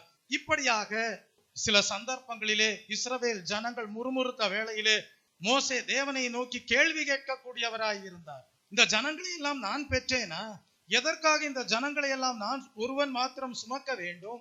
என்னை கொண்டு போடும் என்றெல்லாம் தேவனோடு மோசே பேசக்கூடியவராய் இருந்தார். ஆகவேதான் அந்த சந்தர்ப்பத்திலே கர்த்தர் சொல்லுவார், நீர் மாத்திரம் ஜனங்களை சுமக்க வேண்டாம், மூப்பர்களை தெரிந்து கொள்வாயாக, அவர்கள் மீதும் நான் என்னுடைய ஆவியை வைப்பேன் என்று பேசுவதை நாம் படிக்கிறோம். ஆகவே இவைகளெல்லாம் சிந்திக்கும் போது மிரியாமுக்கும் ஆரோனுக்கும் என்ன எண்ணம் உண்டானது என்றால், முக்கியமாக மோசேக்குள்ளாக காணப்பட்ட டிவைன் அத்தாரிட்டியை அவர்கள் விளங்கி கொள்ளாமல் அவர்கள் என்ன செய்தார்கள் என்றால் மோசேக்கு நிகராக தங்களையும் உயர்த்தக்கூடியவர்களாய் இருந்தார்கள். தங்களோடும் தேவன் பேசுகிறவராய் இருந்தார் என்று உயர்த்தக்கூடியவர்களாய் இருந்தார்கள். அதுதான் உண்மையான சத்தியமாக காணப்பட்டது. வாசியுங்கள், யாத்ராகமம் 15ஆம் அதிகாரம் 20ஆம் வசனத்தை படித்து பாருங்கள். ஆரோனின் சகோதரியாகிய மிரியாம் என்னும் தீர்க்கதரிசினியும் தன் கையில் தம்புருவை எடுத்துக்கொண்டாள். அப்படியானால் மிரியாம் ஒரு தீர்க்கதரிசினியாக காணப்பட்டாள். ஆரோன் யார்? வாசியுங்கள், யாத்ராகமம் 28ஆம் அதிகாரம் 30ஆம் வசனத்தை படித்து பாருங்கள். ஆரோன் பிரதான ஆசாரியராக காணப்பட்டார். ஊரிமையும் தும்மீமையும் மார்பதக்கத்திலே அணிந்து கொள்ளக்கூடியவராக காணப்பட்டார். அவர் ஜனங்களுடைய வாழ்க்கையிலே தேவனுடைய சித்தம் என்ன என்பதை நன்றாக தேவனிடத்திலிருந்து கேட்டு கற்றறியக்கூடியவராக காணப்பட்டார். ஆகவே மிரியாமுக்கு தேவனுடைய பொறுப்பு காணப்பட்டது, ஆரோனுக்கு தேவனுடைய பொறுப்பு காணப்பட்டது. ஆகவே ஒரு சந்தர்ப்பத்திலே இவர்கள் எப்படி மாறினார்கள் என்றால் மோசேக்கு பிரத்யேகமாக காணப்பட்ட அந்த டிவைன் அத்தாரிட்டியை, அது ஒரு பிரத்யேகமான அனுபவம் என்பதை அறிந்து கொள்ளாமல் அவர்கள் என்ன செய்தார்கள்? மோசேயோடு தங்களையும் நிகராக்கி கொள்ளக்கூடியவர்களாக, உயர்த்தக்கூடியவர்களாக, மோசேக்கு விரோதமாக பேசக்கூடியவர்களாக மாறி போனார்கள். எவ்வளவு பெரிய பாவம் பாருங்கள். ஆகவேதான் கர்த்தர் கேட்டார், என் தாசனாகிய மோசேக்கு விரோதமாக பேச உங்களுக்கு பயம் இல்லாமல் போனது என்ன என்று கேட்டார். உங்களுக்கு தெரியும், அப்படி பேசினபடியால் மிரியாம் குஷ்டரோகியாக மாறி போனாள். தெய்வ ஜனமே, மோசே பின்பு கர்த்தரை நோக்கி மன்றாடினார், என் சகோதரி மிரியாம் குஷ்டரோகியாக மாறி போனாள், அவள் புத்தீனமாக செய்த காரியம் மன்னித்தருளும் என்று தேவனிடம் அந்த வேளையிலேயும் கூட தனக்கு விரோதமாக பேசின மிரியாமுக்காக பரிந்து பேசி மோசே ஜெபிக்க கூடியவராக காணப்பட்டார். என்றாலும் அந்த குஷ்டரோகம் உடனடியாக நீங்கவில்லை. 7 நாட்கள் அவள் அந்த குஷ்டரோகியாகவே காணப்பட்டு தண்டனையை தேவனிடத்திலிருந்து பெற்றுக்கொண்டு பின்பு தேவன் மோசேயினுடைய ஜெபத்தை கேட்டு அவளை சுகமாக்கக்கூடியவராக காணப்பட்டார். கர்த்தருடைய நாமத்திற்கு மகிமை உண்டாவதாக. தெய்வ ஜனமே, சிலர் கேட்பதுண்டு, ஏன் ஆரோனுக்கு தேவன் தண்டனை கொடுக்கவில்லை? மிரியாமுக்கு மட்டும் ஏன் தண்டனை கொடுத்தார்? ஆரோனும் தானே மோசேக்கு விரோதமாக பேசினார். மிரியாமுக்கு மாத்திரம் ஏன் தண்டனை? ஏன் ஆரோனுக்கு தண்டனை கிடைக்கவில்லை என்று. ஏன் ஆரோனுக்கு தண்டனை கிடைக்கவில்லை என்றால், தொடர்ந்து ஆரோன் ஆசாரிய ஊழியத்தை செய்கிறவனாகவே காணப்பட வேண்டும். ஆகவே தேவன் மிரியாமுடைய வாழ்க்கையிலே உண்டான தண்டனையை கண்டு நல்ல ஒரு பாடத்தை ஆரோன் கற்றுக்கொள்ள வேண்டும் என்பதற்காக தேவன் ஆரோனை தண்டிக்கவில்லை. சில வேளைகளிலே சிலரை தேவன் தண்டிக்கும் போது அதை கண்டு நல்ல பாடத்தை மற்றவர்கள் கற்றுக்கொள்ள வேண்டும். ஆரோன் தொடர்ந்து ஆசாரியத்துவ ஊழியத்தை கர்த்தருக்கென்று செய்ய வேண்டும். ஆகவே தண்டனையை மிரியாமுக்கு கொடுத்து அதன் மூலமாக ஆரோன் ஒரு நல்ல பாடத்தை கற்றுக்கொள்ள வேண்டும் என்று தேவன் விரும்பினார். தேவன் ஒருபோதும் தம்முடைய பணிகள் தடைபடாதபடி ஆசீர்வதிக்கக்கூடிய தேவனாய் இருக்கிறார். பின்பு என்ன நடந்தது? அந்த 7 நாட்கள் வரைக்கும் சாபத்தை மிரியாம் சுமக்க வேண்டியதாய் இருந்தது. பின்பு மிரியாம் என்ன செய்தாள்? சுத்திகரிக்கப்பட்டு சுத்திகரிப்புக்கென்று முறைமை இருந்தது. அந்த முறைமையின்படி சுத்திகரிக்கப்பட்டு மறுபடியுமாக சேர்த்து கொள்ளப்பட்டாள். கர்த்தருடைய நாமத்திற்கு மகிமை உண்டாவதாக. இதிலிருந்து ஒரு சத்தியத்தை கற்றுக்கொள்ளுங்கள். தேவனுடைய ஊழியர்களுக்கு விரோதமாக தேவனுடைய ஊழியர்களே பேசக்கூடாது. அது முதலாவது பாடம். இரண்டாவது பாடம், தேவனுடைய ஊழியர்களுக்கு விரோதமாக ஊழியர்களே பேசக்கூடாது என்றால் விசுவாசிகள் எப்படி பேசலாம்? விசுவாசிகளும் பேசக்கூடாது. அதைதான் நீங்கள் மோசேயினுடைய வாழ்க்கையின் மூலமாக கற்றுக்கொள்கிறீர்கள். Price the Lord. இந்த சத்தியத்தை எல்லாம் ஏன் தேவன் உங்களுக்கு வெளிப்படுத்துகிறார் என்றால், நல்ல ஊழியக்காரர்களாக விளங்கும்படியாக.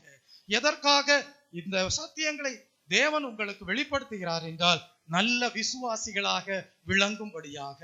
ஒரு நாளும் தேவனுடைய ஊழியர்களுக்கு விரோதமாக பேசி தேவனிடத்திலிருந்து தண்டனையை பெற்றுக் கொள்ளாதிருங்கள்.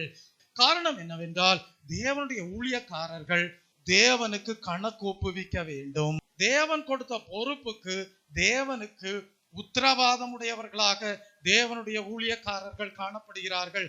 ஆகவே தேவனுக்கு கணக்கு ஒப்புவிக்க வேண்டிய ஒரு பணி ஊழியக்காரர்களுக்கு காணப்படுகிறபடியால் அது தேவனுக்கும் தேவனுடைய ஊழியக்காரருக்கும் இடையே உள்ள சம்பந்தமாக காணப்படுகிறது. தேவனுடைய ஊழியக்காரருக்கு விரோதமாக பேசி தண்டனையை பெற்றுக் கொள்ளாதிருப்பீர்களாக, அந்த மிரியாமை போல. ஆகவே இந்த 5வதாக நாம் படிக்கும் போது, மோசே கர்த்தருடைய ஊழியக்காரராக விளங்கினார். மற்றவர்கள் பின்பற்றுவதற்கு ஏதுவான நல்ல ஒரு முன்மாதிரியான ஊழியக்காரராக விளங்கினார். கர்த்தருடைய நாமத்திற்கு மகிமை உண்டாவதாக. 6வதாக, மோசேயினிடத்தில் காணப்பட்ட ஒரு நல்ல குணாதிசயம் என்னவென்றால், மோசே அமைதியாக காணப்பட்டார். Price the Lord. மோசே அமைதலான குணமுடையவராக காணப்பட்டார். வாசித்து பாருங்கள். எண்ணாகமம் எழுதின புஸ்தகம் 12ஆம் அதிகாரம் 1, 2 வசனங்களை படித்து பாருங்கள்.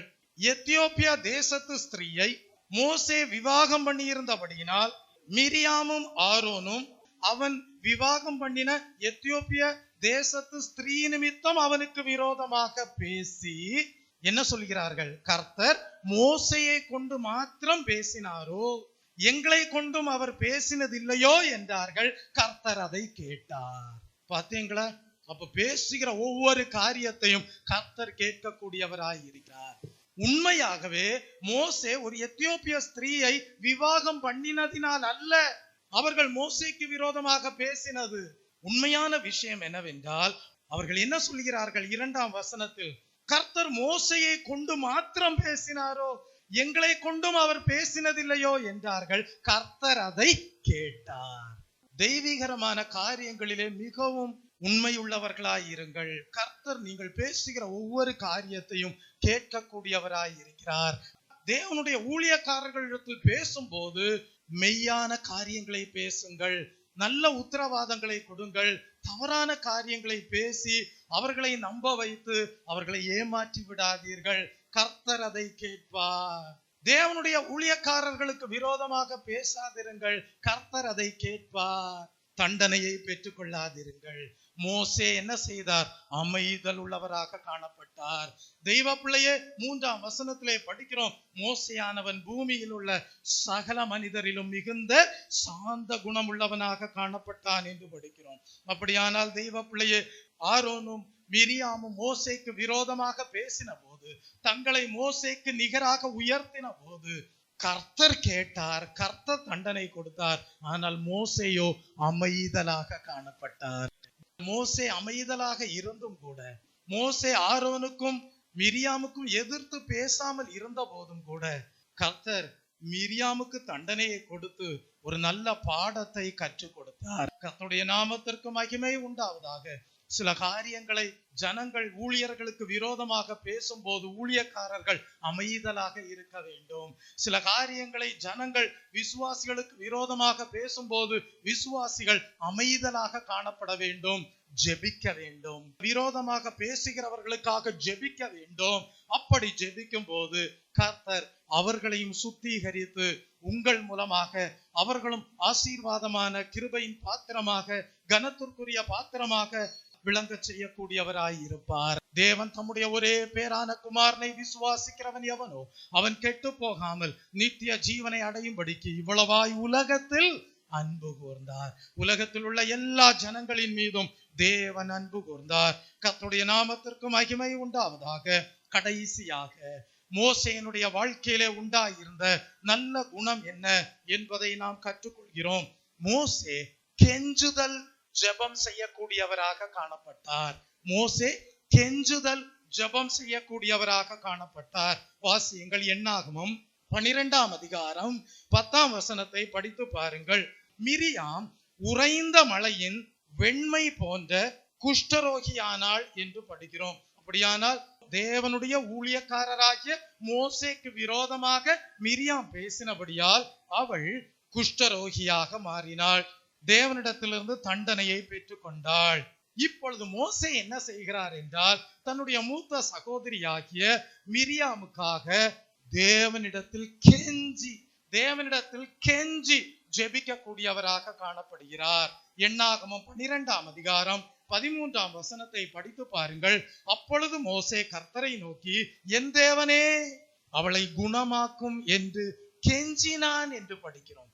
கெஞ்சி ஜெபிக்க கூடியவராக மோசே காணப்பட்டார். கெஞ்சுதல் ஜெபம் செய்யக்கூடியவராக காணப்பட்டார். எண்ணாகமம் 12ஆம் அதிகாரம் 15ஆம் வசனத்தை படிக்கும் போது நாம் அறிந்து கொள்கிறோம், மோசே கெஞ்சி ஜெபித்த வேளையிலேயும் கூட மிரியாம் 7 நாட்கள் குஷ்டரோகியாகவே இருந்தாள் என்று படிக்கிறோம். தெய்வ பிள்ளையே, கர்த்தருடைய ஊழியர்களுக்கு விரோதமாக பேசுகிறவர்களுக்கு சில வேளைகளிலே கர்த்தர் வியாதியை கொடுத்து தண்டிக்க கூடியவராக இருக்கிறார் என்பதை நாம் இந்த வசனங்கள் மூலமாக தெரிந்து கொள்கிறோம். தெய்வ பிள்ளையே, தேவன் சுகமாக்கினார், உண்மைதான். தேவன் குணப்படுத்தினார், உண்மைதான். ஆனால் குணப்படுத்துவதற்கு முன்பு, சுகப்படுத்துவதற்கு முன்பு சில தண்டனைகளை, சிக்ஷைகளை கொடுத்துதான் கெஞ்சுதலின் ஜபத்தையும் தேவன் கேட்டு, மோசேயினுடைய ஜபத்தை கேட்டு மிரியாமை சுகமாக்க கூடியவராக காணப்பட்டார். நீங்கள் வீட்டிலே போய் லேவியராகமம் 13ஆம் அதிகாரத்தையும் 14ஆம் அதிகாரத்தையும் படித்து பாருங்கள். ஒரு குஷ்டரோகியாக மாறினவள் எப்படிப்பட்ட சுத்திகரிப்பின் முறைமைக்குள்ளாக கடந்து சென்று சுத்திகரிக்கப்பட்டு பின்பு தேவனுடைய ஜனங்களோடு இணைக்கப்பட வேண்டும் என்கிற பிரமாணம் எல்லாம் அந்த 2 அதிகாரங்களிலேயும் கொடுக்கப்பட்டிருக்கிறது. தெய்வ பிள்ளையே, தேவனுடைய ஊழியர்களுக்கு விரோதமாக பேசி தண்டனைகளை பெற்றுக் கொள்ளாதீர்கள், வியாதிகளை பெற்றுக் கொள்ளாதீர்கள், பலவீனப்பட்டு போகாதீர்கள். உண்மை ஊழியக்காரர்களாயிருங்கள், உண்மையுள்ள விசுவாசிகளாக காணப்படுங்கள். உங்களை மற்றவர்கள் பின்பற்றுவதற்கு ஏதுவான முன்மாதிரியாக நீங்கள் விளங்குவீர்களாக. இந்த காலை வேளையிலே தேவனுக்கு முன்பாக நல்மனசாட்சியோடு காணப்படுகிற ஊழியக்காரர்களாக, விசுவாசிகளாக விளங்கும்படியாக ஒவ்வொருவரும் ஜெபிப்பீர்களாக. நாம் இந்த வேளையிலே ஜெபிப்போமா? கேட்ட சத்தியங்கள் உங்களுடைய வாழ்க்கையிலே ஆசீர்வாதமாக காணப்படும். படியாக கர்த்தரை நோக்கி ஜெபியுங்கள். பரிசுத்தமும் வல்லமையும் நிறைந்த எங்கள் பரலோக பிதாவே என்று சொல்லி ஜெபியுங்கள். கர்த்தருடைய ஊழியக்காரர் உம்முடைய பார்வையிலே எவ்வளவு விசேஷமானவர்களா இருக்கிறார்கள் என்று சொல்லி ஜெபியுங்கள். கர்த்தாவே, எங்களுடைய வாழ்க்கையை மோசேயின் வாழ்க்கைக்கு முன்பாக வைத்து எவ்விதமான குணாதிசயங்களை உடையவர்களாக இருந்தால் நாங்கள் ஜனங்களுக்கு ஆசீர்வாதமாக காணப்பட முடியும், ஜனங்களை வழிநடத்துவதற்கு ஏதுவான முன்மாதிரியாக விளங்க முடியும் என்பதை 7 குணாதிசயங்கள் மூலமாக சுட்டி காட்டினீரே. பரிசுத்த ஆவியானவரே, உமக்கு நன்றி என்று சொல்லி அவ்விதமான குணாதிசயங்கள் எங்கள் வாழ்க்கையிலே உண்டாயிருக்கும்படியாக எங்கள் ஜீவியத்தை பரலோக பிதாவாகிய தேவனே, இரட்சகராகிய இயேசுவே, உம்முடைய கரத்திலே சமர்ப்பணம் செய்கிறோம். பரிசுத்த ஆவியானவரே, எங்களை ஆட்கொண்டு வழி நடத்தும் என்று சொல்லி இந்த காலை வேளையிலே ஜெபிப்பீர்களாக. உங்கள் வாழ்க்கை உங்கள் பகுதியிலே உள்ளவர்களுக்கு ஆசீர்வாதமாக காணப்படட்டும். உங்கள் ஜீவியம் சமுதாயத்திற்கு ஆசீர்வாதமாக காணப்படட்டும். உங்கள் ஜீவியம் உங்கள் மாநிலத்திற்கு ஆசீர்வாதமாக காணப்படட்டும். உங்கள் ஜீவியம் மற்ற மாநிலங்களுக்கு ஆசீர்வாதமாக காணப்படட்டும். உங்கள் ஜீவியம் தேசத்திற்கு ஆசீர்வாதமாக காணப்படட்டும். உங்கள் ஜீவியம் முழு உலகத்திற்கும் ஆசீர்வாதமாக காணப்படட்டும். சியோன் என்று சொல்லும் போது பூரண தேவனுடைய சாயலை அடைந்த தேவனுடைய ஊழியக்காரர்களை காட்டுகிறது. அவர்கள் முழு உலகத்திற்கும் ஆசீர்வாதமாக காணப்படுகிறவர்கள். அப்படிப்பட்ட ஒரு ஆசீர்வாதத்தின் பாத்திரமாக கர்த்தாவே எங்களை மேன்மைப்படுத்தும் என்று சொல்லி கேட்ட சத்தியத்திற்கு உங்கள் ஜீவியத்தை ஒப்பு கொடுப்பீர்களாக. கேட்ட சத்தியத்தின்படி இந்த மோசைக்குள்ளாக காணப்பட்ட நல்ல 7 குணாதிசயங்கள் உங்கள் வாழ்க்கையிலேயும் பரிபூர்ண ஆசீர்வாதமாக தேவனால் உண்டாயிருப்பதற்கு ஏதுவாக உங்கள் ஜீவியத்தை ஒப்பு கொடுத்து ஜெபிப்பீர்கள். அன்றைக்கு மோசேயினுடைய வார்த்தைக்கு கீழ்ப்படிந்து ஜீவித்தவர்கள் ஆசீர்வாதமாக காணப்பட்டார்கள். ஆனால் அன்றைக்கு மோசேயினுடைய வார்த்தைகளுக்கு கீழ்ப்படியாமல் போனவர்கள், தேவனுடைய வார்த்தைகளுக்கு கீழ்ப்படியாமல் போனதாக தேவன் அறிந்து கொண்டார். வனாந்திரத்திலேயே அநேகர் மாண்டு அழிந்து போனார்கள். தெய்வ ஜனமே, தேவனுடைய வார்த்தைகளுக்கு முக்கியத்துவம் கொடுப்போம். ஒவ்வொருவரும் தங்களுடைய ஜீவியத்தை சீர்படுத்திக் கொள்வார்களாக. தேவனுடைய வார்த்தைகளுக்கு கீழ்ப்படியாமலே போவார்களே ஆனால் தேவனுடைய தண்டனைக்கு யார் தப்புவிக்க முடியும்? தேவன் ரட்சிக்கும்படியாக தான் வந்தார். யாருக்கும் தண்டனை கொடுப்பது அவருடைய விருப்பம் அல்ல. தண்டனையை பெற்றுக் கொள்ளாமல் இருக்கும்படியாக கேட்ட வசனத்திற்கு உங்கள் வாழ்க்கையை ஒப்பு கொடுப்பீர்களாக. மோசேயினுடைய வாழ்க்கையிலே இருந்த சாந்த குணம் உங்கள் வாழ்க்கையிலேயும் இருப்பதாக. மோசே எப்படி மெய்யான பரலோக தேவன் மீது விசுவாசம் வைத்து ஜீவித்தாரோ அப்படியே ஒரு விசுவாசம் உள்ள உண்மையுள்ள ஜீவியம் செய்வீர்களாக. மோசே எப்படி முகமுகமாக கர்த்தரோடு பேசினாரோ அப்படியே கர்த்தரோடு நண்பர்களாக இருப்பீர்களாக. மோசே எப்படி கர்த்தருடைய சாயலை காணக்கூடியவராக இருந்தாரோ அப்படியே நீங்களும் தேவனுடைய சாயலை கண்டு தேவனுடைய பரிசுத்தமும் தேவனுடைய நீதியும் உங்களுடைய வாழ்க்கையிலே உண்டாயிருப்பதற்கு ஏதுவாக வசனங்களுக்கு உங்கள் வாழ்க்கையை ஒப்பு கொடுத்து ஜீவிப்பீர்களாக. புதிதாக கிறிஸ்துவுக்குள்ளாக சிருஷ்டிக்கப்பட்ட ஜனங்களாக காணப்படுவீர்களாக. மற்றவர்கள் பின்பற்றுவதற்கு ஏதுவான முன்மாதிரியாக கர்த்தருடைய ஊழியக்காரராக விளங்குவீர்களாக. எந்தெந்த சந்தர்ப்பங்களிலே அமைதலாக காணப்பட வேண்டுமோ இந்த சந்தர்ப்பங்களில் எல்லாம் அமைதலாக இருந்து மற்றவர்களுக்காக ஜெபிக்கிறவர்களாக காணப்படுவீர்களாக. கர்த்தாவே, நீர் ஜனங்களுடைய வாழ்க்கையிலே கொடுத்த தண்டனை போதும், அவர்களை சுத்திகரியும், அவர்களையும் மறுபடியும் தேவனுடைய ஜனங்களாக வாழச் செய்தருளும் என்று சொல்லி அமைதலாக இருந்து ஜெபிக்கிறவர்களாக காணப்படுவீர்களாக. கடைசியாக கெஞ்சுதலின் ஜெபம் செய்கிறவர்களாக காணப்படுவீர்களாக. தெரியாமல் தேவனுடைய ஊழியர்களுக்கு விரோதமாக பேசி தண்டனையை பெற்றுக் கொண்டார்கள். கர்த்தாவே, மன்னித்தருளும் என்று சொல்லி கெஞ்சுதலோடு ஜெபிக்கிறவர்களாக காணப்படுவீர்களாக. அப்படி விசுவாசிகளே நீங்கள் காணப்படும் போது, தேவனுடைய ஊழியர்களே நீங்கள் காணப்படும் போது நீங்கள் எல்லா ஜாதி ஜனங்களுக்கும் ஆசீர்வாதமாக காணப்படுவீர்கள். எல்லா ஜனங்களும் இயேசுவே கர்த்தர் என்று அறிக்கை செய்கிற நாவுகளாக மாறக்கூடிய மர்ரூபத்தை ஹல்லேலூயா தரிசிக்க கூடியவர்களாக விளங்குவீர்கள். கர்த்தருடைய பார்வையிலே விலையேற பெற்ற ஆவிக்குரிய சீயோனாக விளங்குவீர்கள். முழு உலகத்திற்கும் ஆசீர்வாதமாக காணப்படுவீர்கள். சர்வ பூமிக்கும் மகிழ்ச்சியை கொடுக்கக்கூடிய ஜீவியம் செய்கிறவர்களாக விளங்குவீர்கள். அப்படிப்பட்ட ஆவிக்குரிய சீயோனாக, ஊழியக்காரர்களாக, ஆவிக்குரிய எருசலேமாக காணப்படும்படியாக காலை வேளையிலே உங்கள் வாழ்க்கையை ஒப்புக் கொடுங்கள். தேவனுடைய வீடாக காணப்படுங்கள். சத்தியத்திற்கு தூணும் ஆதாரமாக விளங்குவீர்களாக. கர்த்தர் உங்களை ஆசீர்வதிப்பாராக.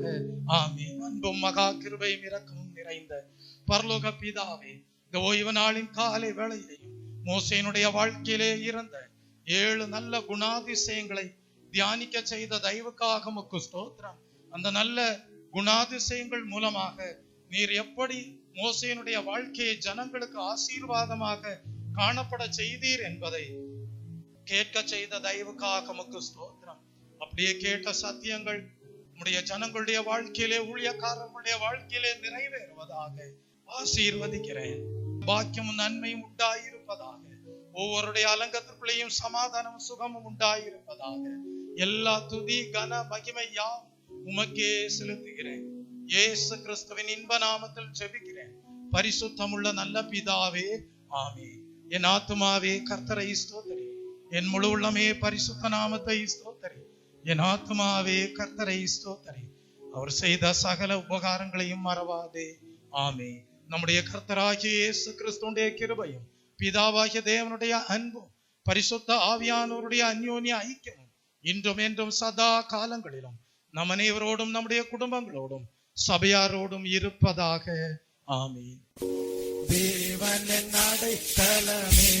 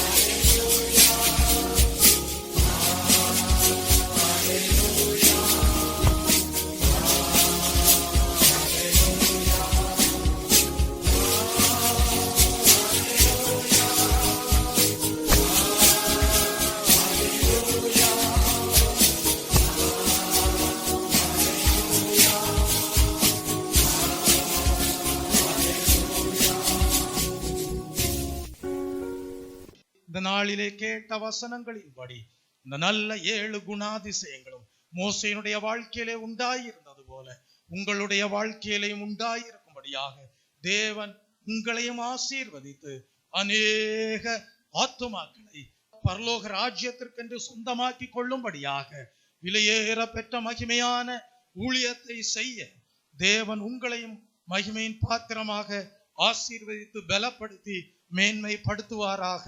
ஆமீன்.